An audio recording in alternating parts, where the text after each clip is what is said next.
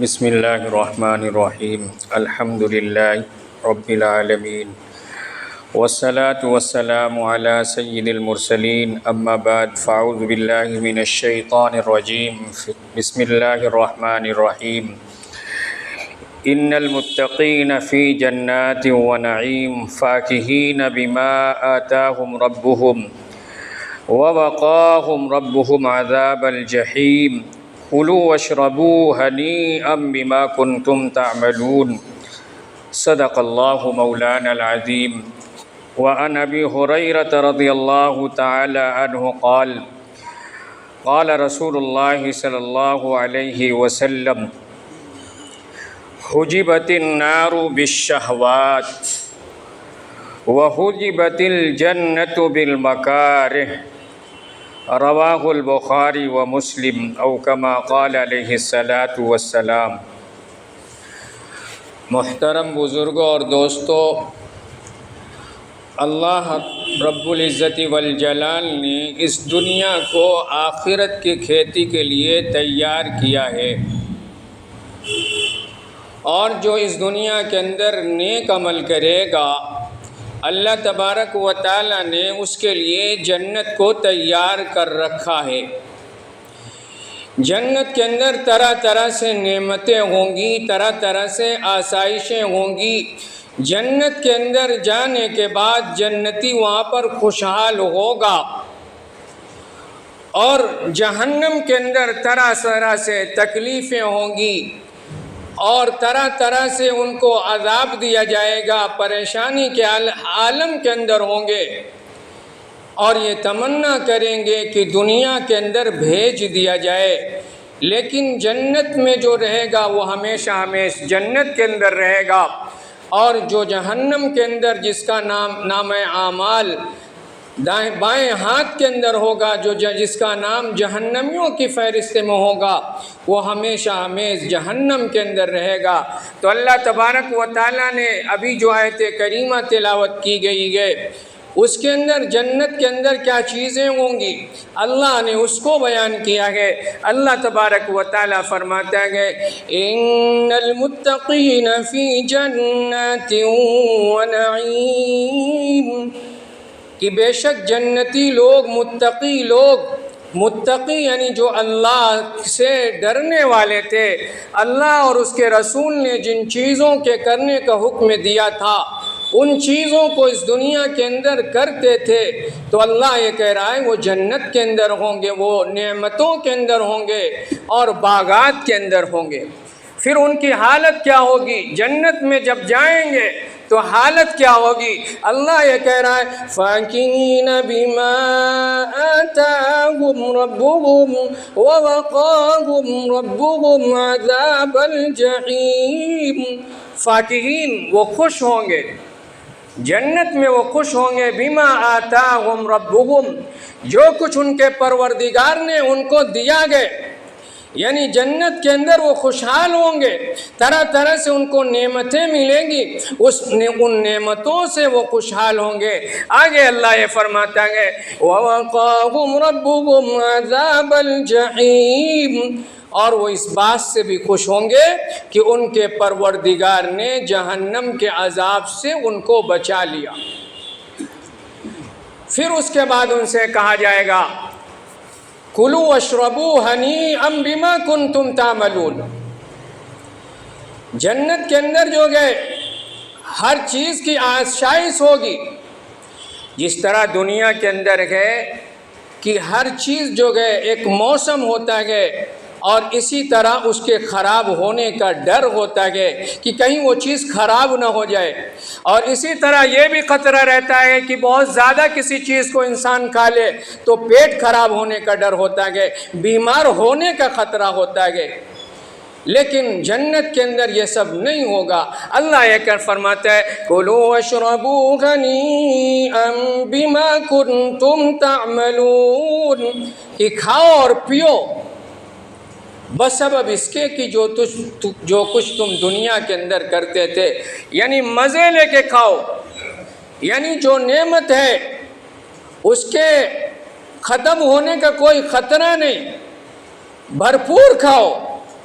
پیٹ کے خراب ہونے کا کوئی خطرہ نہیں، دنیا کے اندر ہوتا ہے کوئی عمدہ غذا ہے اس کو زیادہ کھا لیا جائے تو پیٹ خراب ہو جاتا ہے، بیمار ہونے کا خطرہ ہوتا ہے، لیکن جنت کے اندر ایسا کچھ نہیں ہوگا، نہ وہ چیز خراب ہوگی۔ دنیا کے اندر ہوتا ہے کوئی ایسی چیز ہے وہ گرمی کی وجہ سے خراب ہو جاتی ہے یا کچھ دن رکھنے کی وجہ سے خراب ہو جاتی ہے، لیکن جنت کے اندر نہ وہ چیز خراب ہوگی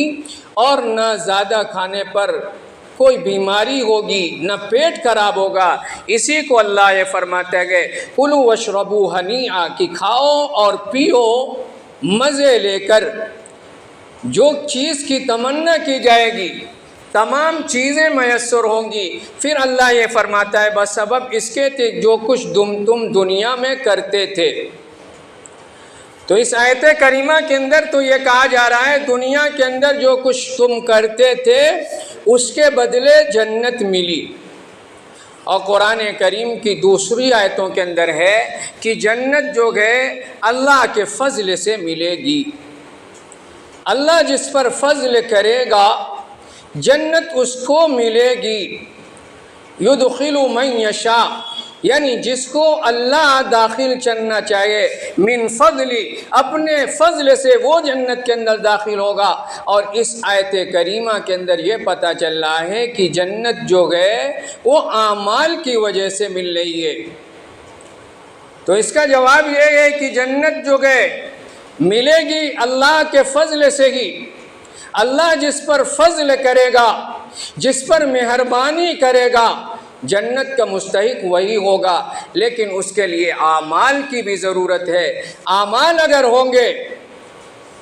قاعدہ کلیہ تو یہی ہے کہ اگر اعمال ہوں گے پھر اگر اللہ کا فضل ہوگا تو انسان جنت کے اندر ہوگا۔ پھر آگے اللہ تبارک و تعالیٰ نے جنت کے بارے میں یہ فرمایا کہ وہاں پر جو گئے میوے اور گوشت جو کچھ ہم چاہیں گے سب ملے گا۔ اللہ یہ فرماتا ہے وَأَمْدَدْنَاهُمْ بِفَاكِهَةٍ وَلَحْمٍ مِّمَّا يَشْتَهُونَ، اور ہم زیادہ کریں گے میوے اور گوشت میں سے،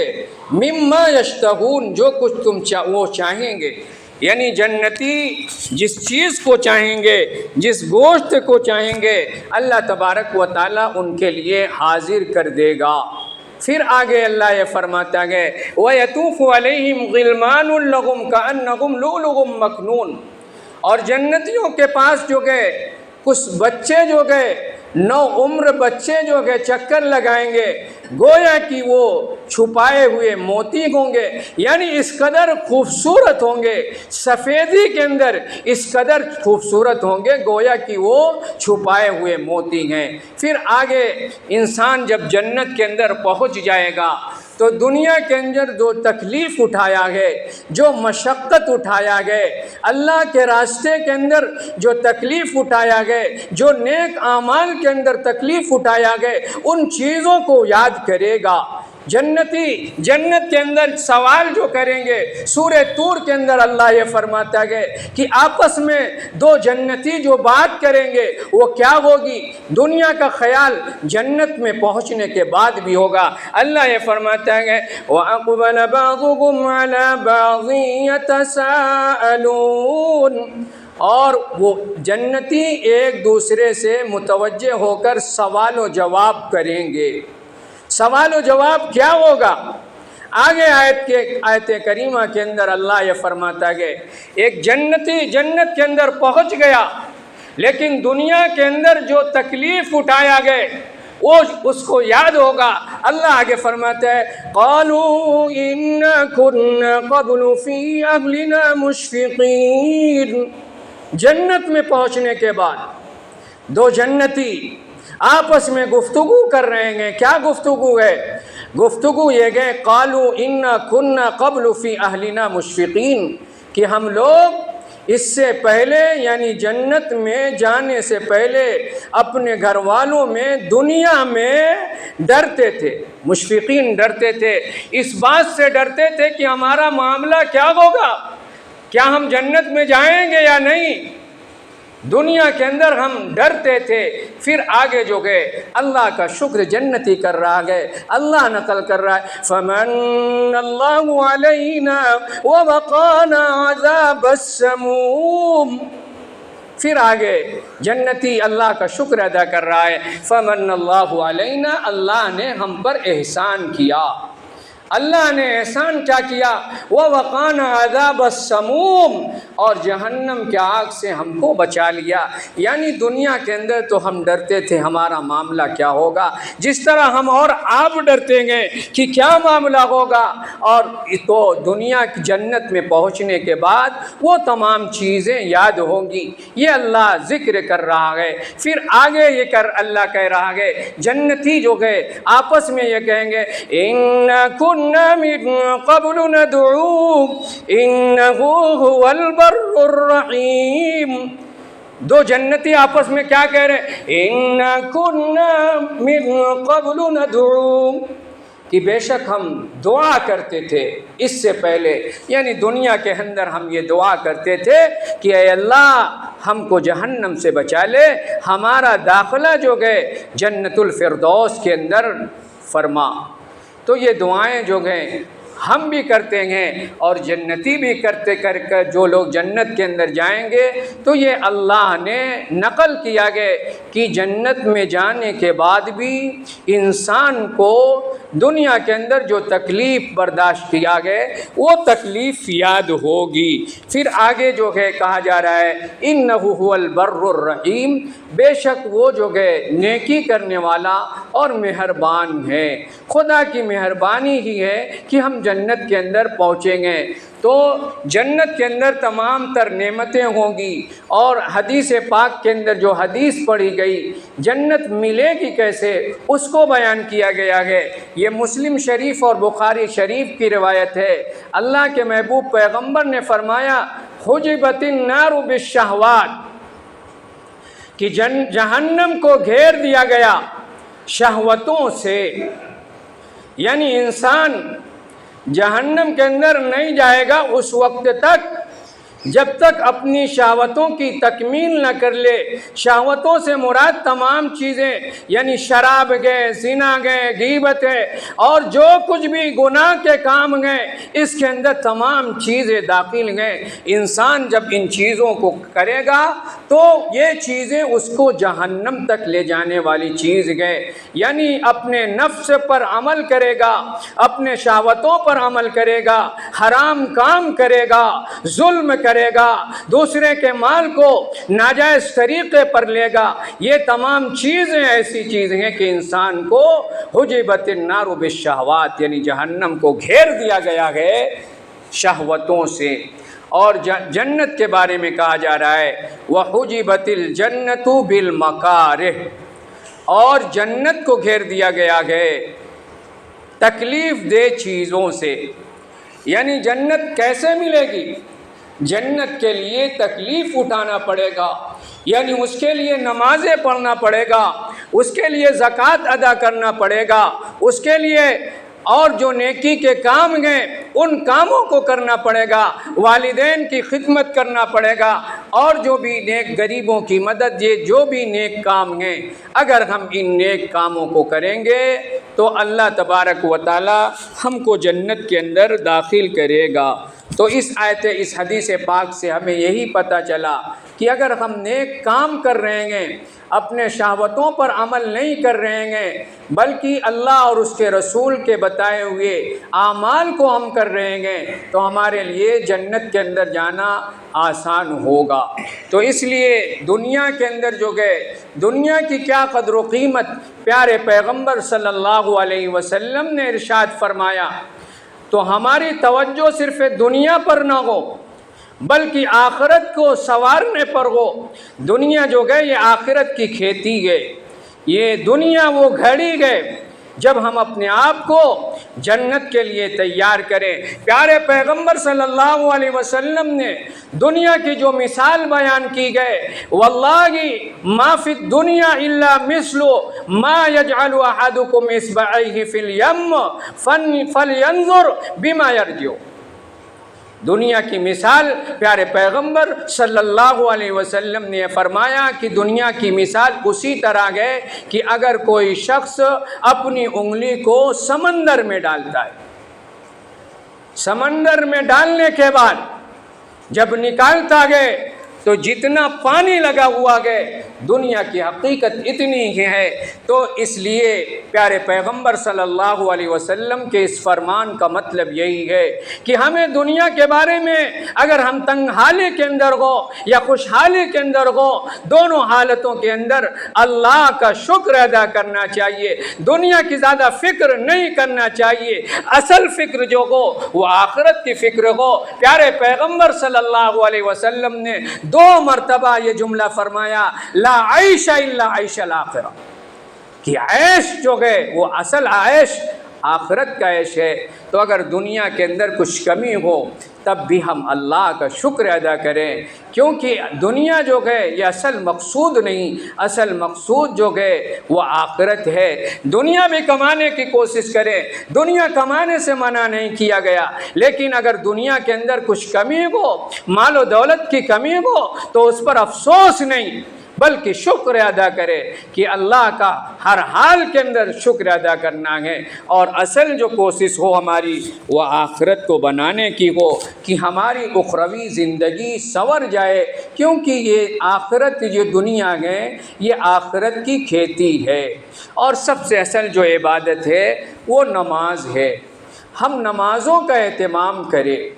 ابھی جو گئے یہ محرم کا مہینہ گزرا، ابھی محرم کا مہینہ چل رہا ہے، کچھ دنوں پہلے 1 ہفتے پہلے جو گئے محرم کا مہینہ تھا، اور طرح طرح سے ہم نے تماشے کیے، اس کے اندر ڈھول تاشے اور طرح طرح سے جن کا اسلامی شریعت سے کوئی تعلق نہیں، اور شہادت حسین کا جو اصل پیغام ہے، اور 1 محرم کو حضرت عمر فاروق رضی اللہ تعالی عنہ کی شہادت ہوئی، اور حضرت عمر فاروق رضی اللہ تعالی عنہ نے بھی امت کو یہ پیغام دیا، فجر کی نماز کے اندر امامت کر رہے ہیں، ایک مجوسی غلام ابو لولو نے آپ پر حملہ کر دیا، آپ خون سے لت پت ہیں، لیکن آپ نے نماز کے لیے حضرت عبد الرحمن بن عوف رضی اللہ تعالیٰ عنہ کو آگے بڑھا دیا، انہوں نے نماز کو مکمل کیا۔ تو حضرت عمر رضی اللہ تعالیٰ عنہ نے یہی پیغام دیا کہ اے لوگو، اے امت محمدیہ کے لوگو، نماز اہم ہے، نماز کی فکر کرو۔ یہ نہیں کہا کہ کون سے لت پت ہیں تو چاہتے عبد الرحمن بن عوف کو آگے بڑھا دیا، یعنی پہلے اپنے نماز کو فکر کرو، میری فکر بعد میں کرنا، پہلے اپنی نماز کو پورا کرو۔ اسی طرح شہادت حسین، حضرت حسین رضی اللہ تعالیٰ عنہ بھی کربلا کے میدان میں آپ نے نمازیں قضا نہیں کی، لیکن بڑے افسوس کی بات ہے ایسے حسینی جو اپنے آپ کو حضرت حسین کے ماننے والے کہتے ہیں لیکن نماز کی فکر نہیں۔ تو اصل حسینی یہی ہے، شہادت حسین کا پیغام یہی ہے کہ ہم نمازوں کی پابندی کریں، اور نماز کی ہم پابندی کریں گے تو انشاءاللہ دنیا کے اندر بھی خوشحالی آئے گی،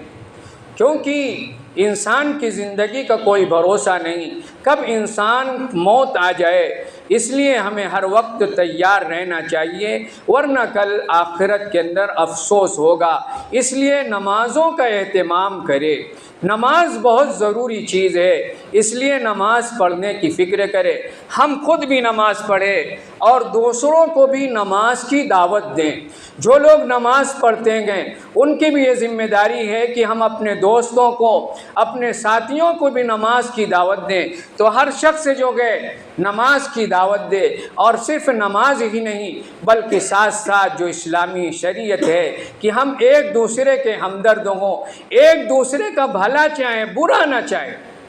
اصل مومن تو وہی ہے کہ ایک مسلمان کا دوسرے مسلمان سے آپس میں جو ہے محبت کا تعلق ہو، ایک مسلمان دوسرے مسلمان کے لیے ہمدردی کا معاملہ کرے، یہ نہیں کہ ہم دوسرے کے لیے نقصان پہنچائیں۔ یہ سب چیزیں اسلامی تعلیمات کے خلاف ہیں، اس لیے ہم خود بھی نماز پڑھیں اور دوسروں کو بھی نماز کی دعوت دیں، اور نماز جو ہے اس طریقے پر پڑھیں جس طریقے پر سنت نبویہ کے طریقے پر پڑھیں۔ موجودہ زمانے ज़माने में एक नया तरीक़ा राइज हो गया है जिसका इस्लाम से कोई ताल्लुक़ नहीं। सुन्नत मुतवासिरा जो मुस्तकिल सुन्नत है 1400 साल की, अल्लाह के नबी की, सहाबा इकराम की, अइम्मा मुज्तहिदीन की, वो ये है सर ढक कर नमाज़ पढ़ना, बिला टोपी नमाज़ पढ़ना, ये इस्लामी तरीक़ा नहीं। हम अल्लाह के सामने सर को ढक के नमाज़ पढ़ें। इस पर दलाइल मौजूद हैं, जिसको दलील देखना हो वो दलील ले सकता है।